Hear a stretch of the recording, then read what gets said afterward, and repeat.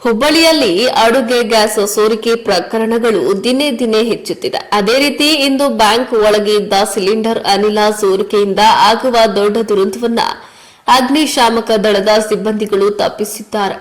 ಹೌದು, ನಗರದ ಕಾಟನ್ ಮಾರ್ಕೆಟ್ನಲ್ಲಿರುವ ಬ್ಯಾಂಕ್ ಆಫ್ ಮಹಾರಾಷ್ಟ್ರ ಐಸಿಐಸಿಐ ಕಚೇರಿ ಇರುವಂತಹ ಬಿಲ್ಡಿಂಗ್ನಲ್ಲಿ ಅಡುಗೆ ಮಾಡಲು ಇಟ್ಟಿದ್ದ ಸಿಲಿಂಡರ್ ಅನಿಲ ಸೋರಿಕೆಯಾಗಿ ವಾಸನೆ ಬಂದಿದೆ.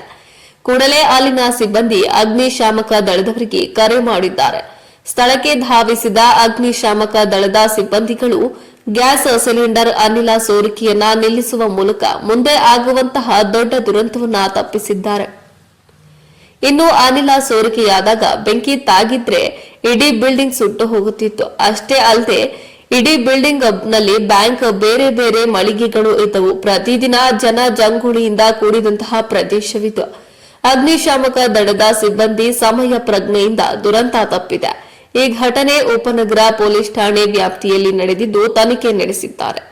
Bureau report Santosh Medara, Hubballi.